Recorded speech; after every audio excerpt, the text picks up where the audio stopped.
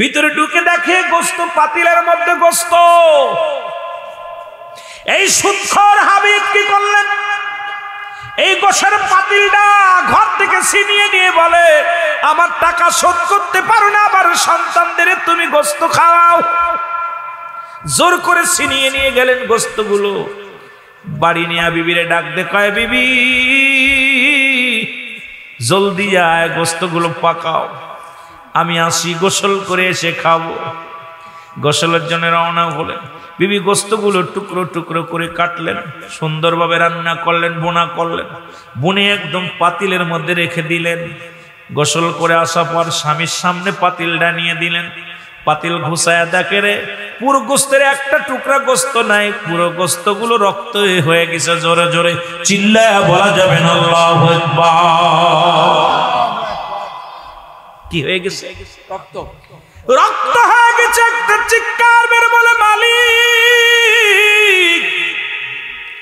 আমি মানুষের কাছ থেকে জোর করে গোস্ত ছিনিয়ে এনে রান্না করা পর এই গোস্ত যদি, গোস্তর টুকরা যদি রক্ত হয়ে যেতে পারে, আল্লাহ আমি কত মানুষের কাছ থেকে টাকা জোর করে নিয়ে আসে সুদ খায়, আমার অবস্থা কি হবে? আল্লাহ কবরে যেদিন শোয়া দিবে আমার অবস্থা কি হবে? আল্লাহ তুমি আমারে মাফ করে দাও। আল্লাহ আমি পাপী, আমি গুনাহগার, আমি বড় পাপী। আল্লাহ আমাকে আপনি মাফ করে দেন। আমার মতো গুনাহগার আর পৃথিবীর মধ্যে নাই, আমার মতো পাপী আর পৃথিবীর মধ্যে কেউ নাই। আরে মুসলমান একটা চিৎকার মেরে ডাকতে বলে, মালিক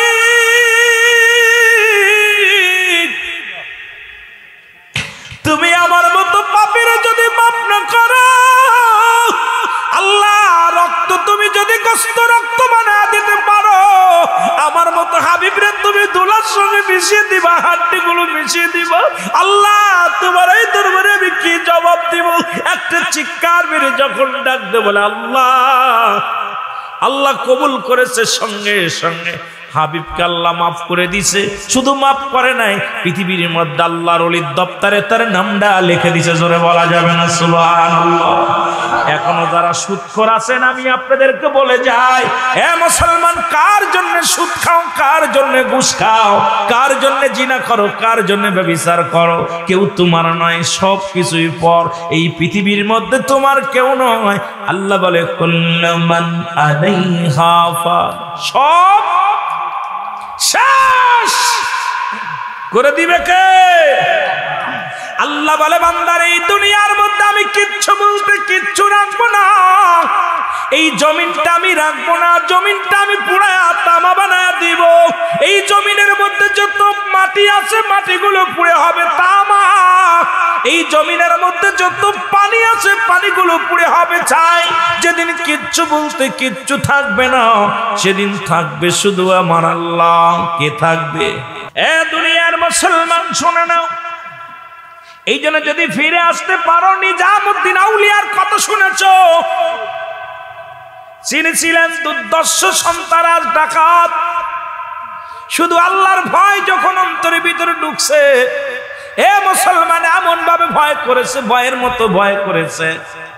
এখন আমরা সকালে তওবা করি, সকালবেলা ঈমান আনি, বিকেলবেলা ছেড়ে দিই, বিকেলবেলা ঈমান আনি, রাত্রেবেলা ছেড়ে দিই, রাত্রেবেলা ঈমান আনি, সকালবেলা ছেড়ে দিই।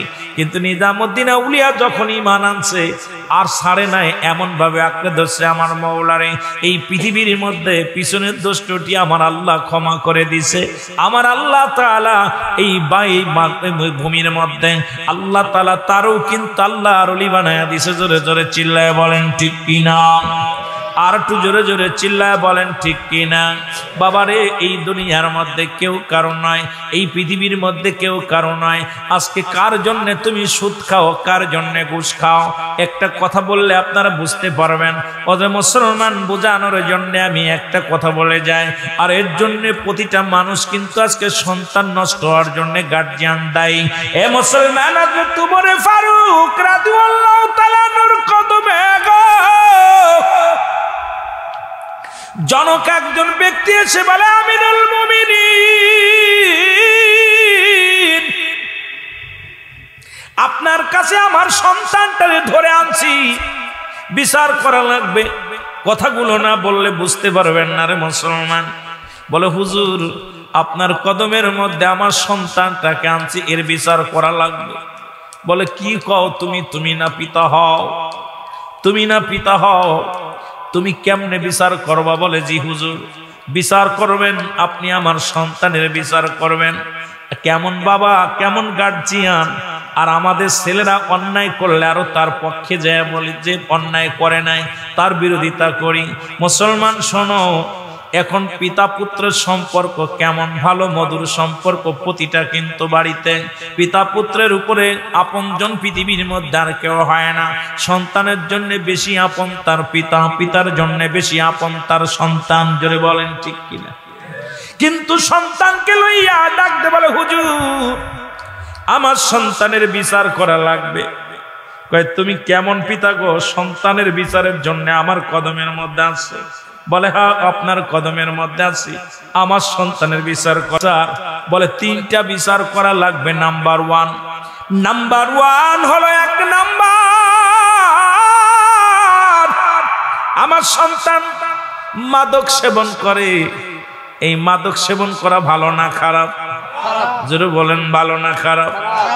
এই সেবন করে, মাদক সেবন করে, হুজুর বিচার করা লাগবে, কঠিন বিচার করা লাগবে আমার সন্তানের। খলিফা উমরে ফারুকের মেজাজ খুব কড়া, রাগান্বিত হয়ে গেছেন। মুসলমান রক্ত টকবক করে হযরত উমরে ফারুকের যুবকের দিকে আংড়া হয়ে তাকাইলেন। যুবক বলে ও আমিরুল মুমিনিন। উমরে ফারুক ডাকতে বলে যুবক, ও যুবক তুমি কি সত্যি মাদক সেবন করো? বলে জি হুজুর। কয় তুমি কি মাদক সেবনের অপরাধ তুমি জানো? কয় হুজুর জানি না। কয় মাদক সেবন করো তোমার মৃত্যুদণ্ড হবে। বলে হুজুর আমি মেনে নিলাম, আপনি যে রায় দিবেন সেই রায় আমি মেনে নিলাম। দ্বিতীয় অপরাধ? কয় দ্বিতীয় অপরাধ? কয় দ্বিতীয় অপরাধ হলো মানুষ হত্যা করছে, আমার সন্তান মানুষকে খুন করেছে। মানুষ খুন করা কি পাপ না গুনাহ? গুনার কাজ না বালা কাজ? জোরে বলেন গুনার কাজ না বালা কাজ? বড় পাপ মানুষ হত্যা করা। বলে হুজুর সন্তান তো মানুষ হত্যা করেছে, বিচার করা লাগবে। খলিফা উমরে ফারুক কয় যুবক তুমি কি জানো মানুষ হত্যা করেছো মহাপাপ করেছো, এর অপরাধের শাস্তি তুমি জানো? কয় না। কয় শাস্তি হলো তোমার মৃত্যুদণ্ড। কয় হুজুর আমি মেনে নিলাম। 3 নাম্বার অপরাধ, এই পৃথিবীর মধ্যে 3 নাম্বার অপরাধ হলো, শুনে নাও। এর 3 নাম্বার অপরাধ ডাকতে বলে হুজুর 3 নাম্বার অপরাধ আমার সন্তান জিনাকারী, জিনা করে। আজকেও দেখলাম মুসলমান আবু হুরায়রা রাদিয়াল্লাহু তাআলা থেকে বর্ণিত একখানা হাদিস, বান্দা যখন পাপ করে, জিনা করে, এই অন্যায় করার পর যদি বান্দার সঙ্গে সঙ্গে ক্ষমা চায়, আমার আল্লাহ তারে মার্জনা করে। যেমন পাপটা করার পর যদি সে ক্ষমা চায় আল্লাহর দরবারে, ওই পাপিষ্ট বান্দা কিন্তু আল্লাহর দরবারে ক্ষমা পাওয়ার যোগ্য। কিন্তু ওই পাপ করে যদি আবার যদি পাপ করে, বড় গুনাহ হইতে হইতে গুনার পরিমাণ বাড়ে। এই পাপটা করার পর অনুশোচনা করে আর জীবনে পাপ করব না, আমার আল্লাহ তারে ক্ষমা করে দেয়। কিন্তু এই পাপ করার পর আবার যদি মনের ভিতরে আবেগ আবার পাপ করে ফেলে, ওই পাপটা আরো বেশি ভারী হয়ে যায়, বেশি মুসলমান ওজন বেশি হয়ে যায়। এই পাপের দরুন ইয়াউমাল কিয়ামতের ময়দানে আমার আল্লাহ আপনাকে আমাকে জাহান্নামে ছুঁড়ে মারবে। জোরে জোরে চিল্লায়া বলা যাবে না আল্লাহু আকবার। এরে বান্দা ভুল করেছো ক্ষমা চাও, ভুল করেছো ক্ষমা চাও। এ মুসলমান শুনে নাও, দিলের কান্ডা লাগায় শোনো। এবার উমরে ফারুক রাদিয়াল্লাহু তাআলা আনহু ডাকতে বলেন তৃতীয় অপরাধ আমার সন্তান জিনা। ডাকতে বলে হুজুর, হযরত উমরে ফারুকের কদমে ডাকতে বলে হুজুর আমার ছেলে জিনাকারী। কয় জিনার শাস্তি কি তুমি জানো? কয় হুজুর জানি না। কয় জিনা শাস্তি হলো তোমার মৃত্যুদণ্ড। আজকে আমার সমাজে প্রতিটা বাড়ির মধ্যে জিনা, প্রতিটা ঘরের মধ্যে জিনা, ব্যভিচার, এই জুলুমে ভরে গেছে। আল্লাহর গজব নেমে আসছে বাংলার জমিনে। আজকে বড় কষ্ট হয়, মেঘ নামানোর জন্য দোয়া হয়, সারা বাংলাদেশে বৃষ্টির জন্য প্রার্থনা হয়, এর মসজিদে মসজিদে প্রার্থনা হয়। যে সমস্ত পাতিলেরা মুনাজাতের বিরোধিতা করছে গো, যারা দুনিয়ার মধ্যে মধ্যে হাত উঠায় দোয়া করে বেদাত। যারা বলছে তারাই দেখি দোয়া করেছে মসজিদের মধ্যে বইয়া, মুসলমান ঈদগার ময়দানে যাইয়া মাঠের মধ্যে বইয়া বইয়া দোয়া করছে, দাঁড়ায়া দাঁড়ায়া দোয়া করছে। নবীজি দুভাবে দোয়া করতেন, একটা হলো সিধা, একটা হলো উল্টা। এখন দেখি অনেক বাতিলেরাও হাত উঠে আল্লাহর দরবারে দোয়া করে। এখানে দেখে আসলাম বিশাল কমি মাদ্রাসা, এই কমি মাদ্রাসায় পড়ানো হয়, আমাদের কিতাব নাই, কমি মাদ্রাসার কিতাব। মুসলমান শুনে নেন ভালো করে শুনে নেন, এই কিতাবের নাম ফতুয়ায়ে দেওবান। ও মুসলমান, ফতুয়ায়ে দেওবান মুফতি শফিক আহমদের লেখা প্রথম খণ্ডের মধ্যে 33 নম্বর পৃষ্ঠার মধ্যে যার কিতাব তোমরা পড়েছো, যার কিতাব তোমরা লেখাপড়া করে গবেষণা করেছো, তোমাদের সেই মুফতি সাহেব কি বলে শুনে নাও। বলতেছে 5 ওয়াক্ত নামাজ আদায় করে জিয়ারত করে সর্ববেলাতে আল্লাহর দরবারে দুটি হাত উঠায় দোয়া করো উত্তম মুস্তাহাব। একটা দোয়া দেখাও না যায় সারাম, একটা দলিল দাও। জীবনে কোনোদিন হাত উঠাইতাম না, আজকে ঠেলায় পড়েছো, সারা বাংলাদেশে দোয়ার মধ্যে পড়ে গেছো। আমার আল্লাহ পারে ডুবাইরা মনে করেছিল বিশ্ব ব্যবসা করবে, তারা চিন্তা করেছিল, ডুবাইয়ের মানুষগুলো চিন্তা করে আমাদের মতো এত বড় পাপ্পি, এত বড় ব্যবসায়ী, এত বড় ধনী রাষ্ট্র আর কেউ নাই। আল্লাহ তাদের পানির নিচে দিয়া দিছে। জোরে জোরে বলেন ঠিক কিনা? এরে মুসলমান শুনে নাও, তোমাদের গজবে আজকে সারা পৃথিবী ভরে গেছে। এখন যতই হাত উঠাও কাজ হবে না। উত্তরবঙ্গে দেখলাম ব্যাংকের বিয়ে 1 কোটি টাকা দেল মোহর, ওরে 50,000 টাকা দেল মোহর, 1 লক্ষ টাকা দেল মোহর। 100 যাত্রী ব্যাংকের বাড়ি, ব্যাঙ্গিনীর বাড়ি যায় যাত্রী লইয়া। এই সমস্ত গজব আজকে শুরু হয়েছে বাংলার জমিনে। আমার আল্লাহ গজব শুরু হয়েছে দেওয়া। জোরে বলেন ঠিক কিনা? আমার বন্ধুগণ গভীর মনোযোগ। হযরত ওমর ফারুক রাদিয়াল্লাহু তাআলা আনহু ডাকতে বলে, যুবক তুমি মৃত্যুর জন্য প্রস্তুতি হও। এত বড় অপরাধ করেছো, অন্যায় করেছো, মৃত্যুর জন্য প্রস্তুতি হও। যুবক বলে, আমিনুল মুমিনিন,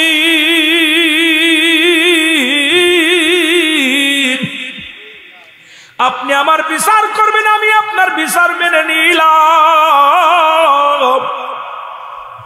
তবে আমার বিচার করার আগে আমার বাবার বিচারটা আগে করা লাগবে। কার বিচার? বাবার বিচার। কথা বলেন জি, বাবার বিচারটা করা, বাবার বিচার করা লাগবে। খাত্তাবের বেটা উমর ডাকতে বলে, যুবক তুমি কি বলতে চাও? ও তোমার বাবা হয়, তুমি বাবার বিরুদ্ধে অভিযোগ করো, তুমি কেমন যুবক গো? তোমার বিচারটা হবে কেন? তোমার বাবার বিচার হবে? বলে, হুজুর আপনি আমার যে শাস্তি দিবেন সব শাস্তি মেনে নিলাম, তবে আমার বিচারের আগে আমার বাবার বিচার করা লাগবে। কারণ এই পৃথিবীর মধ্যে 1 নাম্বার ভুল করেছে আমার আব্বা। তার 1 নাম্বার ভুল হলো উনি আমাকে একটা ভালো মা দেয় নাই।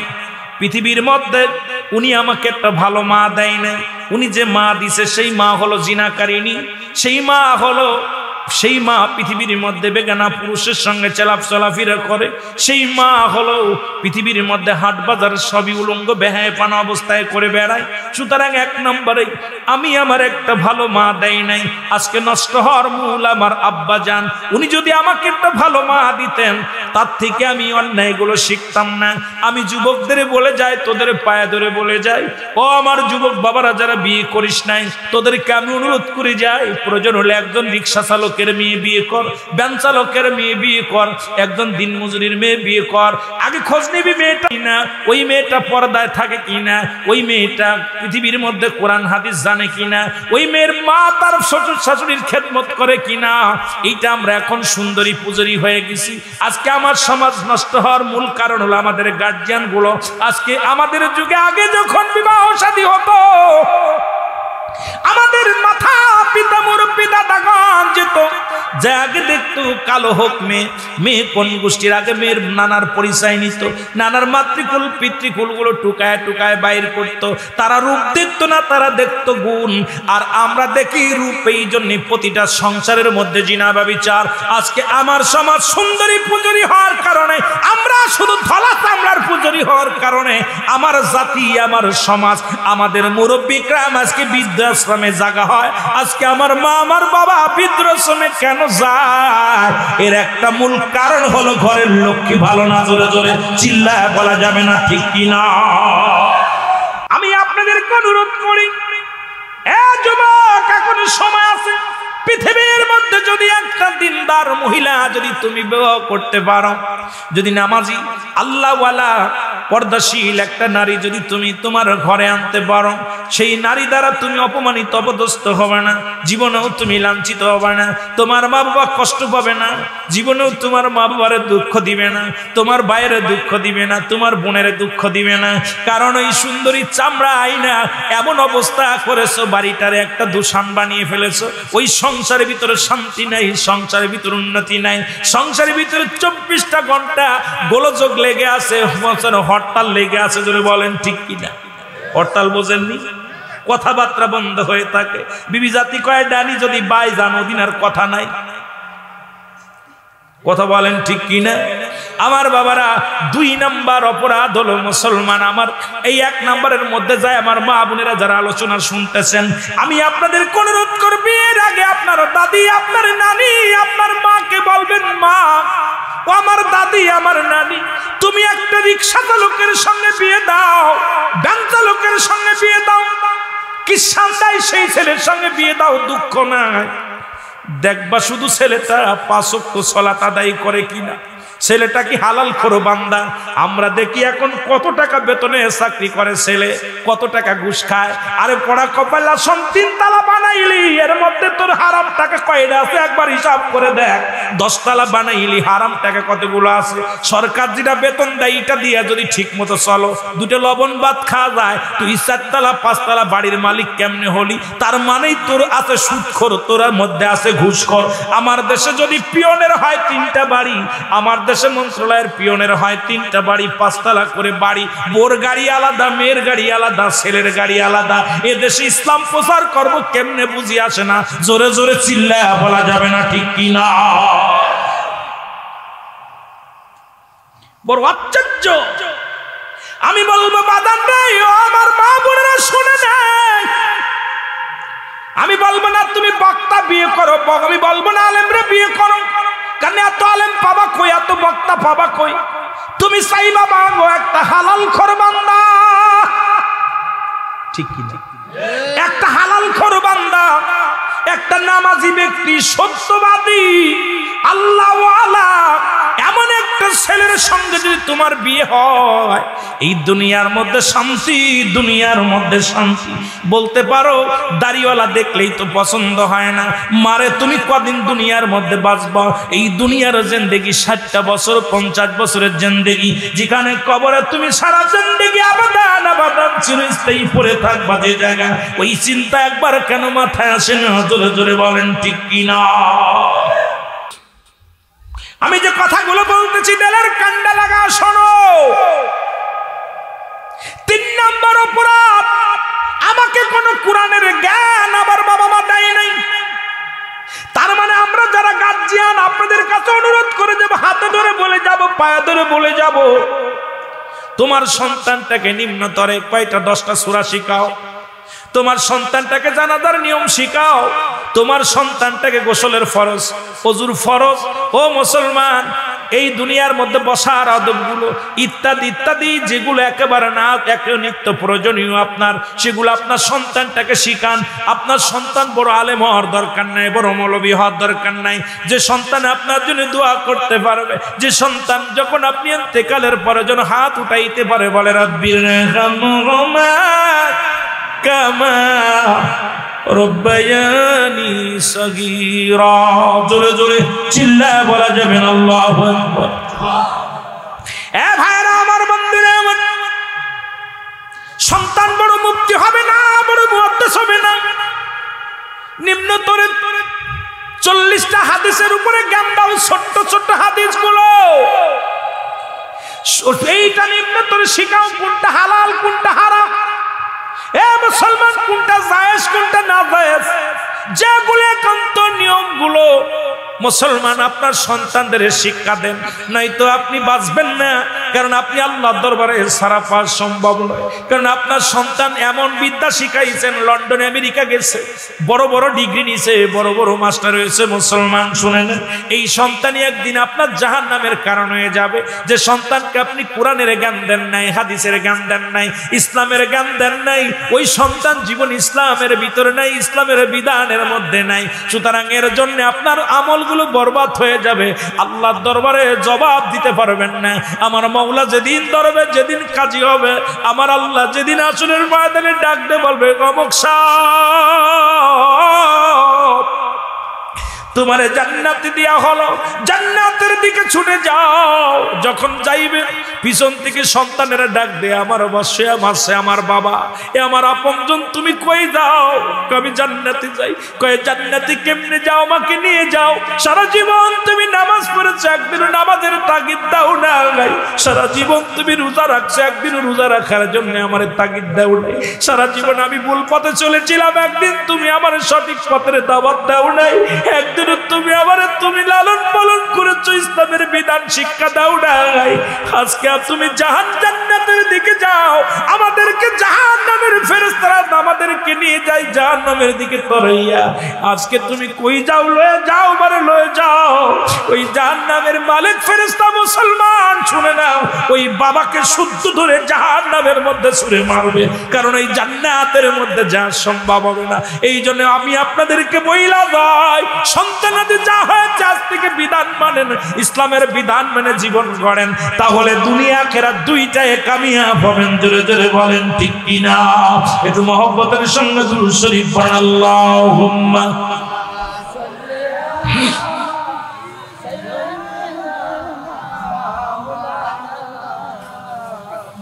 ওয়ালা আলি সাইয়্যিদিনা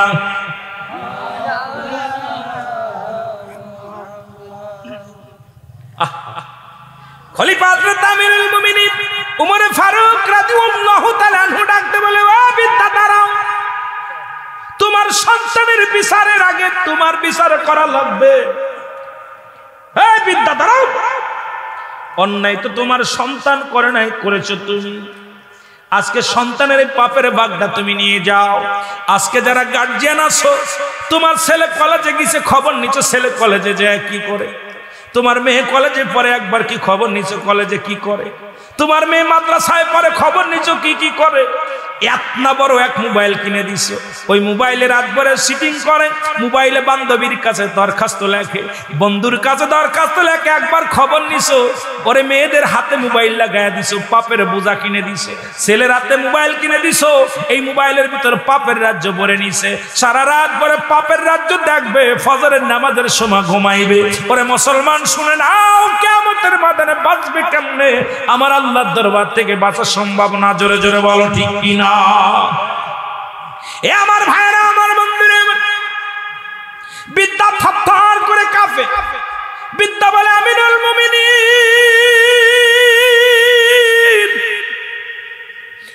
আমাকে একটু সুযোগ দিন, আমার আল্লাহ যেন আমার মাফ করে দেয়।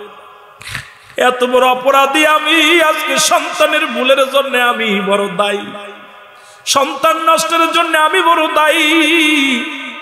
আপনি আমাকে তওবা করায়া দেন, আল্লাহ যেন আমারে মাফ করে দেয়। খলিফা হযরত উমর ফারুক তওবা করায়া দিলেন। ও মুসলমান, বাবা সন্তানকে দুজনকেই তওবা করায়া দিলেন। আমি আপনাদের অনুরোধ করি, আজকে সন্তান আদি হয়েছে, ওই সন্তানের প্রেমে পড়িয়া সন্তানের কিছু বললেন না। ওই সন্তান ছোট্ট থাকতে কিছু বলেন না, একটু বড় হলে সন্তান বাড়ি থেকে রাগ করে যাবে, কিছু বলবেন না।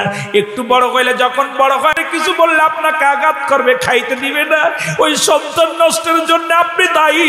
ছোটবেলা থেকে যদি কোরআন শিক্ষা দিতেন, ছোটবেলা থেকে যদি নামাজ শিক্ষা দিতেন, শিখাইতেন, ছোটবেলা থেকে ইসলামের বিধান শিখাইতেন। ও মুসলমান শুনে নাও, ছোট্টবেলা থেকেই যদি ওই কাদা যদি ছেনে যা বানাইবেন তাই হবে। ওই কাদা যখন শুকায় যাবে আর কিচ্ছু হবে না, তখন চোখের পানি পড়া ছাড়া আর কোনো কিছু করা সম্ভব হবে না। এই জন্য আমি আপনাদেরকে বলি, যাদের সন্তান আদি আছে আজ থেকে তওবা করবেন, বাড়ি যেয়ে শুরু করবেন। সন্তান নামাজ না পড়লে তাগিদ দিবেন, তার পাতে ভাত দিবেন না। মেয়ে পর্দা না করলে তারে বাড়ি রাখবেন না। আমি আপনাদেরকে অনুরোধ করি, সন্তানের কারণেই যাবেন জান্নাতে, আবার সন্তানের কারণেই যাবেন জাহান্নামে। জোরে বলেন ঠিক কিনা? যেমন রাসূল পাক সাল্লাল্লাহু আলাইহি সাল্লাম বলেন, সাহাবীরা রে তোমরা কি কবুলাদের সব পাইতে চাও? সাহাবীরা বললে, ইয়া রাসূলুল্লাহ, ইয়া হাবিবাল্লাহ, কে বানা চায়? নবী বললেন, তোমাদের বাড়ি যাদের পিতা মাতা জিন্দা আছে সালাম দিবা, আসসালামু আলাইকুম মা, আসসালামু আলাইকুম বাবা। তোমার আমলনামায় একটা করে কবুল হজের সব লেখা হয়ে যাবে। জোরে বলেন মারহাবা। কয়টা? একটা করে কবুল হজের সব। সাহাবীরা বলে, হুজুর এই আমলটা যদি বেশি একাধিকবার করি? নবীজি বললেন, তোমরা যতবার করবে, যতবার আব্বা মারে দেখছেন, সন্তান ভালো সন্তান হইলে কত লাভ। আর সন্তান খালি একবার যে আপনার মারে যে আসসালামু আলাইকুম মা, আসসালামু আলাইকুম বাবা, তোমার আমল নামে একটা করে কবুল হজের সব লেখা হয়ে যাবে। সুবহানাল্লাহ বলেন না? আস্তে কইবেন না, জোরে কইবেন? আরো জোরে করেন না। আব্বা মারে সালাম দিছেন? কেডা কেডা দিছেন? হাত তুলেন দেখি। সত্যি কথা বলবেন, মিথ্যা বলবেন নাকি? মিথ্যা বলবেন না, মিথ্যার কোনো কারণ দরকার নেই। আপনার আব্বা মারা সালাম দেন তো? বাড়িতে সালাম দেন? লজ্জা করে প্রেমিকারে সালাম দেয় বারবার, মোবাইল দিয়ে আসসালামু আলাইকুম, আসসালামু আলাইকুম, সালাইকুম সালাইকুম সালাইকুম সালাইকুম। ওরে বাবা রে, কথা বুঝিনি। হ্যালো সালাইকুম, সালামটা ঠিক মতো না, সালাইকুম, কথা বুঝেন না?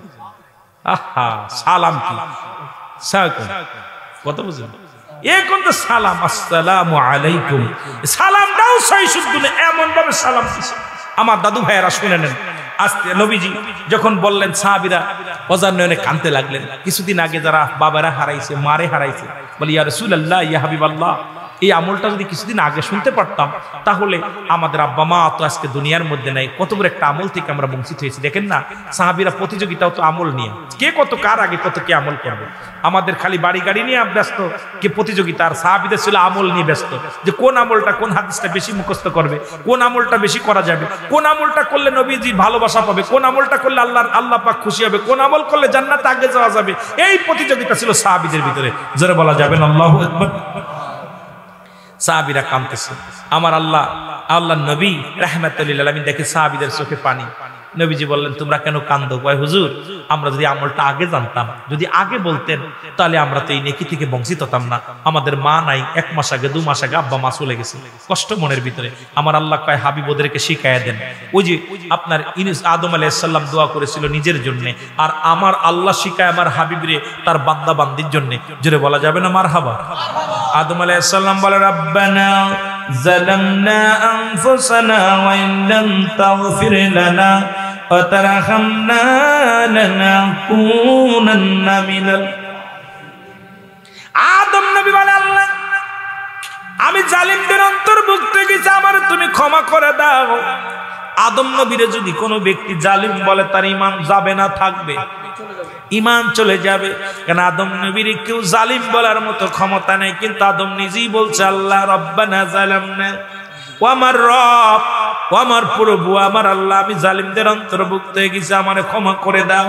আর আমার নবীরে আমার আল্লাহ শিখায়, যাদের আব্বা নাই মা নাই, যাদের নাই, যারা সালাম দিতে পারে নাই, যারা আব্বা মার থেকেই নাকি সব টুক পায় নাই, তারা যেন এইভাবে আব্বা মার জন্য দোয়া করে, রাব্বিরহামহুমা কামা রব্বায়ানি সগীরা। জোরে জোরে চিল্লায়া বলা যাবে না মারহাবা? দেখেন না, নবীজি দোয়া শিখিয়ে দিলেন সাহাবীদেরকে। সাহাবীরাও পাগল হয়ে গেলেন আব্বা মার জন্য দোয়া করার জন্য। এখন এই দোয়াগুলো সন্তানদের শেখানোর দরকার আছে কিনা? জোরে বলেন আছে কিনা? আরো জোরে বলেন আছে কিনা? আমি আপনাদের কাছে করজোরে দাবি করে যাব, বাবারা আমার এখনো সময় আছে, এখনো সময় আছে। এখনো দুনিয়া থেকে যেহেতু আল্লাহ নেয় নাই, দুনিয়ার মধ্যে এখনো জিন্দা আছেন, প্রতিনিয়ত সন্তানদের সঠিক পথে চালানোর জন্য চেষ্টা করেন, সঠিকভাবে চালানোর জন্য চেষ্টা করেন। সুদ থেকে বাঁচান, ঘুষ থেকে বাঁচান, জিনা থেকে বাঁচান, ব্যভিচার থেকে বাঁচান, ভুল পথ থেকে ফিরান। কারণ এর জন্য দায়ী সরকার নয়, এর জন্য দায়ী এলাকার মহল্লার মানুষ নয়, এর জন্য প্রতিটা গার্জিয়ান দায়ী আমরা। কারণ আমাদের সমাজ, আমাদের জাতি নষ্ট হয়ে যায়। ও যুবক ভাইয়েরা শুনে নেন, আমি আপনাদেরকে বলে যাই সময় আর বেশি নয়। কারণ কখন যেন মালাকুল মউত চলে আসে, কখন যেন ধরা পড়ে যায়। এই পৃথিবীর মধ্যে কে আগে যাবে, কে পরে যাবে, কেউ বলতে পারি না। এই দুনিয়ার মধ্যে আসার একটা সিরিয়াল আছে, যার কোনো সিরিয়াল নয়। দেখা যায় দুনিয়ার মধ্যে সন্তান জিন্দা, বাবা নাই। সন্তানের লাশ বাবার কাঁধে, বাবার লাশ সন্তানের কাঁধে। এই পৃথিবীর মধ্যে সন্তানের লাশ যে বাবাই কাঁধে নিচে, সেই বাবাই জানে সন্তানের লাশ কত ভারী। যে সন্তান তার বাবার লাশটা কাঁধে নিছে, ওই সন্তানের জিগাইবেন পৃথিবীর মধ্যে সন্তানের লাশটা কত ভারী, বাবার লাশটা কত ভারী। পৃথিবীর মধ্যে লাশ বহনকারী ব্যক্তি জানে, এই পৃথিবীর মধ্যে লাশ বহনকারী ব্যক্তি জানে তার বাবা মায়ের লাশটা কত ভারী। ওই লাশ নিয়ে চলতে পারে না, ওই লাশের গাড়ি নিয়ে চলা সম্ভব হয় না। এই জন্য আমি আপনাদেরকে বলে যাই, পৃথিবীর মধ্যে তিনটা বিপদ, এই তিনটা বিপদ আমাদের আগে শুধরাতে হবে রে মুসলমান। এক নম্বর বিপদ হলো মানুষের মরণ। দুই নাম্বার বিপদ হলো মুসলমান কবর। তিন নাম্বার বিপদ হলো কিয়ামতের ময়দান। একটার পর একটা বিপদ। এই মরণের পেয়ালা পান করতে এর মধ্যে কোনো সন্দেহ নেই। কত রাজা, কত বাদশা আদম থেকে শুরু করে আমার নবী রাহমাতুল লিল আলামিন পর্যন্ত, এই পর্যন্ত কত পয়গম্বর, কত নবী দুনিয়ার মধ্যে আগমন করলো, কত উম্মতের আগমন করলো, কেউ দুনিয়ার মধ্যে নাই। আপনি আমি চলে যাব, থাকার জায়গা নয়। এক নাম্বার হলো মরণ। এই মরণের পেয়ালা পান করতে হবে। আর পৃথিবীর মধ্যে আসার সিরিয়াল আছে, যার কোনো সিরিয়াল নাই। যে কোনো মুহূর্তে আপনাকে আমার আল্লাহ নিয়ে যেতে পারে। এই পৃথিবীর মা ছেড়ে চলে যেতে হবে। সবচাইতে সহজ মৃত্যুটার কথা আমি বলে যাই, যেটা খা মুসলমান, আটা সেনিয়া খামির বানাইয়া এর মধ্যে যদি একটা চুল পড়ে, এই চুলটার টান দিয়া বাইর করলে যেমন আটার ভিতর দিকন এসে বাইর হয়ে যায়, তদ্রূপ পৃথিবীর সবচেয়ে ইমানদারের মৃত্যুটা সেইতে সহজ হয়। আর সেই মৃত্যুটা হলো মুফতি মুসলমান আমজাদ আলী সাহেব কিতাব লিখলেন, কিতাবের নাম বাহরে শরিয়াত। এই কিতাবের মধ্যে লিখতে যা বললেন, দুনিয়ার মানুষ শোনো, 70টা তাজা উটের গায়ের চামড়া জবাই না করিয়া উল্টো দিকে টান দিয়া লবণ আর মরিচ লাগায় দিলে যতটুক যন্ত্রণা হয়, এর চাইতে 70 গুণ যন্ত্রণা হলো একটা সাধারণ মৃত্যু। এখন অনেকেই মরণকালে পায়খানা করে দেয়, অনেকেই মরণকালে প্রস্রাব করে দেয়, অনেকেই মরণকালে মুসলমান জিহ্বা বাইর হয়ে যায়, চোখ দুটি বড় বড় হয়ে যায়। তাদের মৃত্যুটা কত কঠিন হয়। কত মানুষের জানাজা পড়লা, কত মানুষের কাফন পরাইলা, কত মানুষের চির বিদায় করে দিলা। আমি একটা অনুরোধ করবো আজকে এলাকাবাসীদের কাছে, মুসলমান আজকে এই ফেকি গ্রামবাসীদের কাছে আমার করজোরে একটা দাবি করে যাব, কখন যেন মৃত্যু এসে যায়, কখন যেন মালাকুল মউত এসে যায়। এক নাম্বার আমাদের প্রস্তুতি থাকা লাগবে মরণের জন্য। আল্লাহ যেন আমাদের সহজ মৃত্যু দেয়। জোরে জোরে বলেন আল্লাহু আকবার। এক নাম্বার হলো বিপদ হলো মরণ। এ দুনিয়ার মুসলমান গভীর মনোযোগ। আল্লাহ তাআলা দা করে মা করে রিয়াজুল জান্নাহ বেহেশতের বাগানে আপনাকে আমাকে আসার মতো বসার মতো সুযোগ দান করল। কত মানুষ জেলখানায়, কত মানুষ হাসপাতালে, কত মানুষ মৃত্যু শয্যায় সজ্জিত, আমার আল্লাহ তাআলা কোথায় হাসপাতালে নেন নাই, জেলখানায় নেন নাই, বাড়িতে ঘুম পাড়ান নাই, বাজার ঘাটে ঘোরান নাই, রিয়াজুল জান্নাহ বেহেশতের বাগানে আসার মতো বসার মতো সুযোগ দান করল। একটু জোরে চিল্লায় আল্লাহর দরবারে শুকরিয়া আদায় করা যাবে না? জোরে বলেন আলহামদুলিল্লাহ। এ মুসলমান, গভীর মনোযোগ। এই মাহফিলে আমি প্রায়টা আলোচনার মধ্যে বলি, বান্দা যখন জান্নাতের দিকে রওনা হয়ে যায়, প্রতিটা কদমে কদমে আমার আল্লাহ বান্দার সগীরা গুনাহগুলো মাফ করে দেয়। মারহাবা বলা যাবে না? কি গুনাহ মাফ করে দেয়? সগীরা গুনাহগুলো মাফ করে দেয়। আমরা শুধু সগীরা গুনাহ করি না, পদে পদে করছি কবিরা গুনাহ। নামাজ ছেড়ে দেয়া কবিরা গুনাহ, মিথ্যা বলা কবিরা গুনাহ। ও মুসলমান, শুনে নাও, শুনে নাও। আমার আলোচনার শুরুতেই প্রায়টা আলোচনার মধ্যেই কথাগুলো বলে শুরু করি।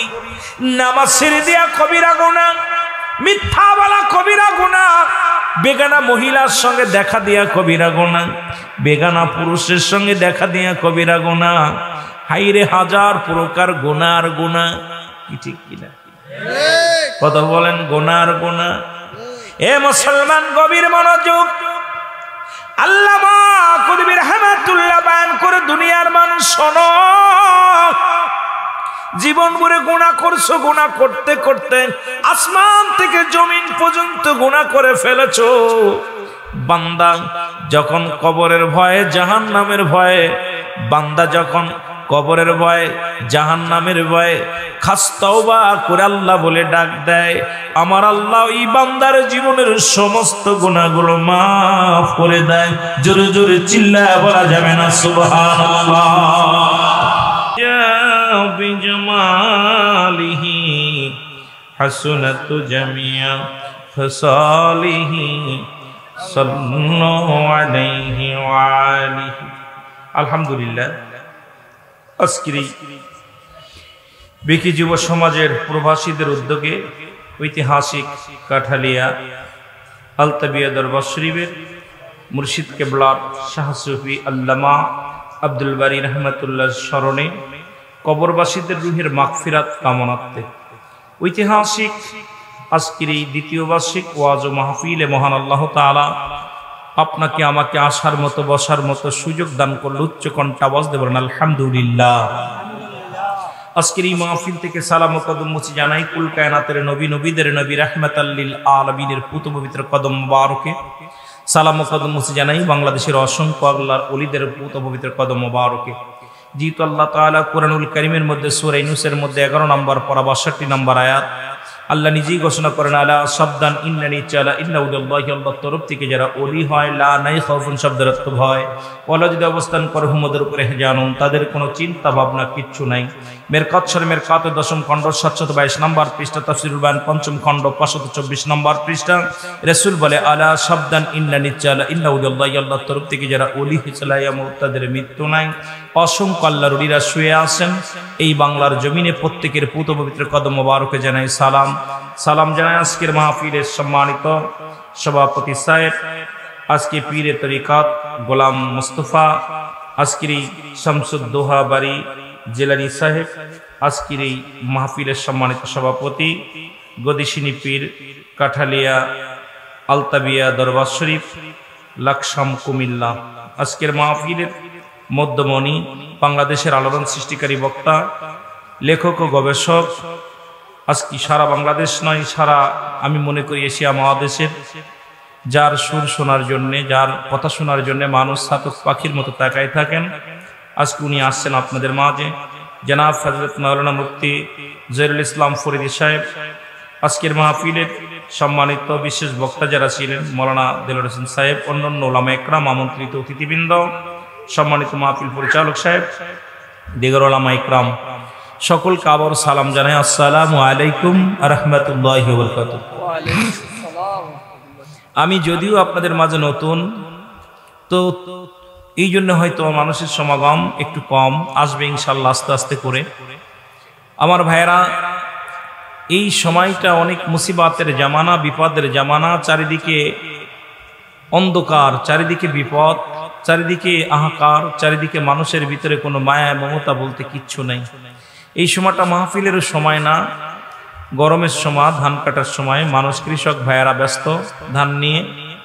আমার ভাইয়েরা এত গরমের মধ্যে, উত্তপ্ত গরমের মধ্যে আল্লাহ তাআলা রহমতের কিছু পানি দিয়ে আমাদেরকে ঠান্ডা করেছেন। আজকে আবহাওয়াটা অনেক সুন্দর আছে। মহান আল্লাহ তাআলা আপনাকে আমাকে বসার মতো, আসার মতো সুযোগ দান করলো। উচ্চ কণ্ঠে আওয়াজ দিয়ে বলেন আলহামদুলিল্লাহ। আর একটু জোরে বলেন আলহামদুলিল্লাহ। আমার মিডিয়ার ভাইয়েরা যারা আছে তাদেরকে আমি স্বাগতম জানাই। আমি দেখেছি আজকে একটা জিনিস, এই কুমিল্লার জমিনে, চাঁদপুরের জমিনে আসলে একটা জিনিস সবচেয়ে বেশি ভালো লাগে, যে অনেক মিডিয়া দেখি নায়ক নায়িকাদেরকে নিয়ে পিরাপিরি যেভাবে করে, যেরকম সেটা দিয়ে আমি অত্যন্ত আনন্দিত যে বড়ুড়ার জমিনে, কুমিল্লার জমিনে, লাকসামের জমিনে এই এক কথায় আমাদের আপনার চাঁদপুর এবং এই কুমিল্লার জমিনের আমার মিডিয়ার ভাইয়েরা আল্লাহ দ্বীনের রাসূলের দাওয়াত প্রচারের জন্যে, এই মিডিয়ার ভাইয়েরা যে তাদের ভূমিকা পালন করে, দূর দূরান্ত থেকে আমার ভাইয়েরা যারা আসছেন হালাল রুজির সন্ধানে, সুন্দর কোরআন হাদিসের কথা সারা বিশ্বে প্রচারের জন্যে, আমার মিডিয়ার ভাইদেরকে স্বাগতম জানাই। যে মিডিয়ার ভাইয়েরা যারা এই দিন ইসলাম প্রচারের জন্যে, যাদের আপ্রাণ চেষ্টা, যাদের পকেটের টাকা খরচ করে যারা কোরআন হাদিসের মাহফিলটাকে সারা বিশ্বে ছড়িয়ে দিতেছে, আল্লাহ তাদের হায়াতের মধ্যে বরকত দান করুক। সকল বলুন আমিন। আরো জোরে বলুন আমিন। তা আমার একটা শুরুতে একটা জিনিস আজকে বেশি খারাপ লাগলো, সেটা হলো আমাদের দেশে অধিকাংশ মাহফিলে দেখা যায় দিন ইসলাম বলা হয়, জিন্দাবাদ, দিন ইসলাম জিন্দাবাদ, কিন্তু দিন ইসলামটা আনছে কে? কথা বলেন। দিন ইসলামটা আনছে রাহমাতাল লিল আলামিন। আমার সুন্নি ভাইয়েরা এই জন্য বলে নারায়ে রিসালাত, সুবহানাল্লাহ বলেন না? কিন্তু এই সমস্ত ওলামা একরামদেরকে আমি কেমনে বুঝাইবো যে তুমি দিন ইসলাম বলতেছো, যার ওসিলায় তুমি দিন ইসলাম পাইলা, সেই নবীকে আগে যদি স্মরণ না করো, তোমার মতো মুনাফিক, তোমার মতো অপদার্থ আমি মনে করি পৃথিবীর মধ্যে আর কেউ নেই। জোরে বলেন ঠিক কিনা? আসে না মিছা কথা বাবা? আমাদের মাগুরাতে একটা কথা বলে, মোল্লা মিষ্টি খাও যার ওসিলায়, মোল্লা চিনলা না। কথা বুঝেননি? মোল্লা চিনলা না, মোল্লা চিনলা যার ওসিলায় চিন্নি খাইলা। তো যার ওসিলায় তুমি পাইলা দিন ইসলাম, সেই নবীরে চিনলা না, তোমার কিসের ইসলাম? জোরে বলেন ঠিক কিনা? দিন ইসলাম প্রচার করতে লাগলে আগে নারায়ে রিসালাত লাগবে। জোরে বলেন ঠিক কিনা? একটু জোরে বলেন ঠিক কিনা? এই নারায়ে রিসালাতের পক্ষে আছেন তো সবাই? এটা তাকবীর দেন, নারায়ে তাকবীর। আওয়াজ হয় না? নারায়ে তাকবীর, নারায়ে রিসালাত, নারায়ে রিসালাত।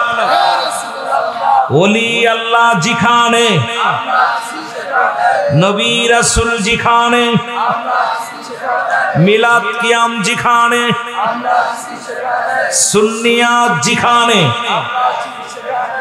আওয়াজ কমে গেছে, ঠিক কি না? একটু মহব্বতের সঙ্গে দুরূদ শরীফ পড়েন। আল্লাহুম্মা